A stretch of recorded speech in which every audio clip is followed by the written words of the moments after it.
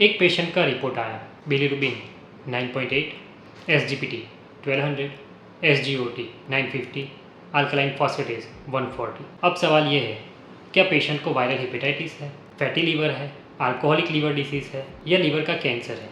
आज हम डॉक्टर नहीं लेकिन रिपोर्ट के डिटेक्टिव बनेंगे और एपिसोड के एंड तक आप भी LFT रिपोर्ट देखकर डिसीज़ का अंदाज़ा लगा पाओगे। पिछले एपिसोड में हमने सीखा alkaline phosphatase, gamma glutamyl transferase, haemolytic jaundice, hepatocellular jaundice और ऑब्स्ट्रक्टिव जॉन्डिस। आज हम प्रैक्टिकल दुनिया में एंटर करेंगे। सोचो, लीवर सिटी में इमरजेंसी कॉल आया, कंट्रोल रूम ने कहा सर रिपोर्ट्स एबनॉर्मल आई है। अब डिटेक्टिव टीम को पता लगाना है कि लीवर फैक्ट्री में प्रॉब्लम मशीनरी में है, पाइपलाइन में है या वर्कर्स ही मर रहे हैं।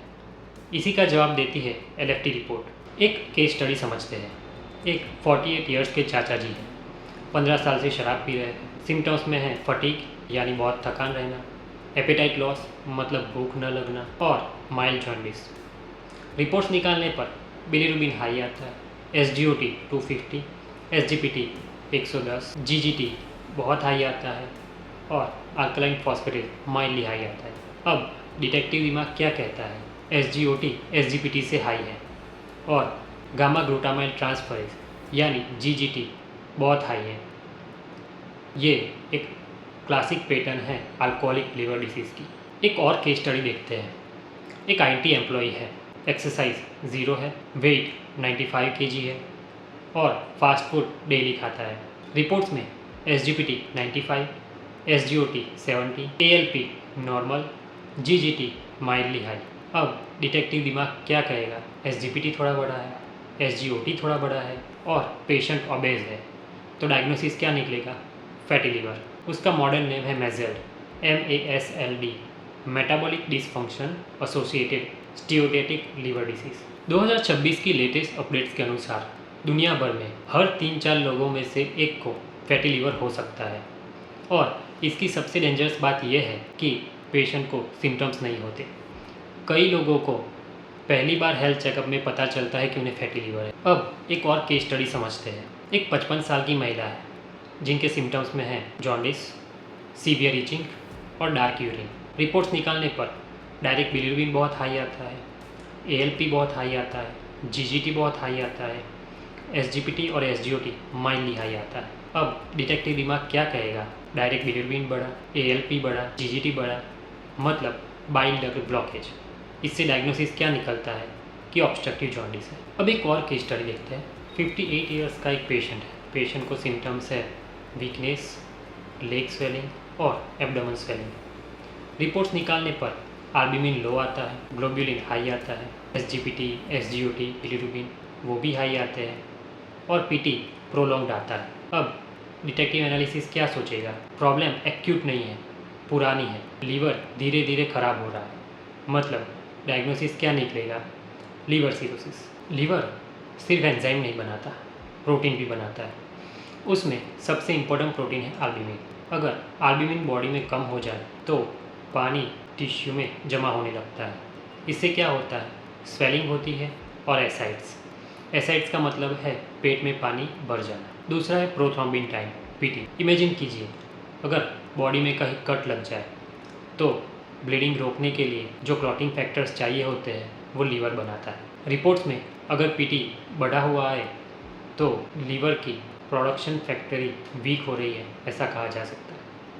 कौन से रिपोर्ट में क्या बढ़ा हुआ हो तो क्या डिसीज़ हो सकता है, इसके लिए मैं आपको एक इमेज यहाँ स्क्रीन पर डाल दूँगा जिससे आपको पता चल सके कि पेशेंट को वायरल हेपेटाइटिस है, अल्कोहलिक लीवर डिसीज़ है, ऑब्स्ट्रक्टिव जॉन्डिस है, फैटी लीवर है या लीवर सिरोसिस है।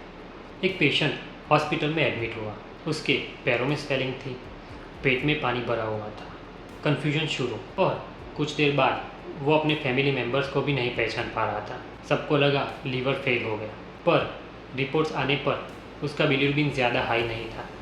तो फिर प्रॉब्लम कहाँ थी? इसका राज छुपा हुआ है इन 3 टेस्ट में, अल्बुमिन, PTINR और एमोनिया।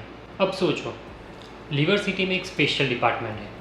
डिपार्टमेंट का नाम है प्रोटीन मैन्युफैक्चरिंग डिपार्टमेंट। ये डिपार्टमेंट 24/7 काम करता है। इसके सबसे इम्पोर्टेंट एम्प्लॉय का नाम है मिस्टर एल्ब्यूमिन। बॉडी में सबसे इम्पोर्टेंट प्रोटीन में से एक है, पर एक इंटरेस्टिंग बात यह है कि इसका ऑलमोस्ट पूरा प्रोडक्शन लीवर करता है। अब सवाल ये आता है कि एल्ब्यूमिन आखिर करता क्या है। एल्ब्यूमिन का पहला काम है ट्रांसपोर्ट का। ये बॉडी में ट्रांसपोर्ट ट्रक चलाता है। एल्ब्यूमिन हार्मोन्स कैरी करता है, विटामिन्स कैरी करता है, मेडिसिन कैरी करता है और फैटी एसिड्स भी कैरी करता है। मेनली एल्ब्यूमिन बॉडी में कुरियर सर्विस चलाता है। अब आते हैं उसके दूसरे काम पे, जो पहले काम से ही बहुत इम्पोर्टेंट है। एल्ब्यूमिन ब्लड वेसल्स में पानी को पकड़ के रखता है। जैसे डैम पानी को रोक के रखता है, वैसे क्या हो अगर डैम टूट जाए, पानी बाहर निकलने लगता है।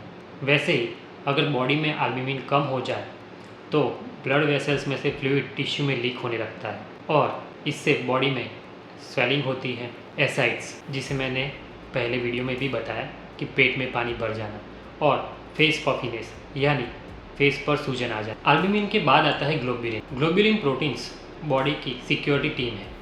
इनका काम है इन्फेक्शन से लड़ना, एंटीबॉडीज़ बनाना और इम्यून सिस्टम को सपोर्ट करना। फिर आता है A/G रेशियो, मतलब एल्ब्यूमिन बाय ग्लोब्यूलिन रेशियो। ये जनरली 1.2:1 to 2:1 के हिसाब से होता है, पर सिरोसिस में क्या होता है, एल्ब्यूमिन कम हो जाता है और ग्लोब्यूलिन बढ़ जाता है। फिर A/G रेशियो भी उल्टा हो जाता है। ये क्रोनिक लीवर डिसीज़ का इम्पोर्टेंट क्लू है। अब आते हैं एक और इम्पोर्टेंट टेस्ट पर, प्रोथ्रोम्बिन टाइम यानी PT। अगर एग्ज़ाम में लीवर फंक्शन के पावरफुल फंक्शनल टेस्ट में से एक पूछा जाए तो PT टॉप कंटेंडर्स की लिस्ट में आता है। PT आखिर क्या बताता है? बॉडी में आपको कहीं कट लग जाए तो वहाँ पे क्लॉटिंग कितनी देर में होगी, वो PT बताता है। PT का आखिर लीवर से क्या कनेक्शन है? आपको जहाँ पे कट लगता है वहाँ पे जो क्लॉटिंग होती है उसके लिए क्लॉटिंग फैक्टर जिम्मेदार होते हैं। ये क्लॉटिंग फैक्टर्स लीवर बनाता है। ये जनरली फैक्टर 2, फैक्टर 7, फैक्टर 9 और फैक्टर 10 है। अगर लीवर वीक हो जाए तो ये क्लॉटिंग फैक्टर्स कम बनेंगे और PT बढ़ा हुआ आएगा। PT को याद रखने के लिए एक मेमोरी ट्रिक है, PT = प्रोडक्शन ट्रबल। जितना PT बढ़े उतना लीवर की मैन्युफैक्चरिंग वीक। अब आते हैं INR पे। दुनिया भर की लेबोरेटरीज में PT अलग आ सकता था, इसीलिए डॉक्टर्स ने एक यूनिवर्सल सिस्टम बनाया, INR, इंटरनेशनल नॉर्मलाइज्ड रेशियो।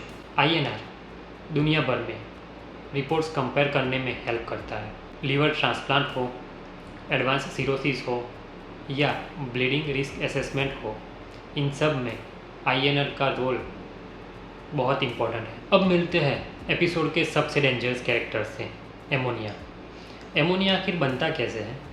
हमारी बॉडी जब प्रोटीन को ब्रेक डाउन करती है तो उससे एमोनिया बनता है।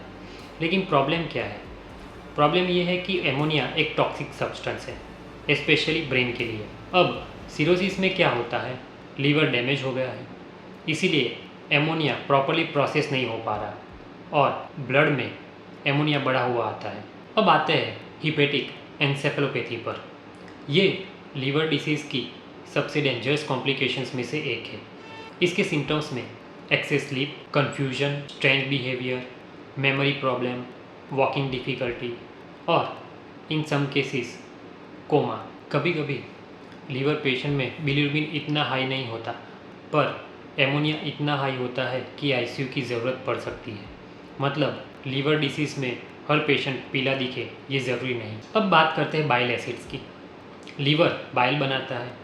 बाइल एसिड्स फैट डाइजेशन में मदद करते हैं। अगर बाइल इंटेस्टाइन तक ना पहुंच पाए तो डाइजेशन डिस्टर्ब हो सकता है। अब बात करते हैं कोलेस्टेसिस। सोचो, लीवर फैक्ट्री की पाइपलाइन ब्लॉक हो गई है, अब बाइल बाहर नहीं जा पा रहा। रिजल्ट में सीवियर इचिंग, जॉन्डिस और डार्क यूरिन। इसी कंडीशन को कोलेस्टेसिस कहते हैं। अब बात करते हैं कोलेस्ट्रॉल और लीवर के कनेक्शन की। कई लोग कोलेस्ट्रॉल को सिर्फ हार्ट डिसीज से जोड़ते हैं, लेकिन कोलेस्ट्रॉल की फैक्ट्री भी लीवर ही है, इसीलिए लीवर डिसीज़ में कई बार कोलेस्ट्रॉल एबनॉर्मल आ सकता है। 2026 की लेटेस्ट अपडेट के अनुसार मॉडर्न हिपेटोलॉजी में सिर्फ SGPT और बिलीरुबिन को देखकर लीवर एसेस नहीं किया जाता। अब doctors albumin, INR, fibroscan, FIB-4 score, ELF score जैसे टूल्स भी इस्तेमाल करते हैं, क्योंकि ये सब लीवर की रियल फंक्शनल कैपेसिटी को बेटर रिफ्लेक्ट करते हैं।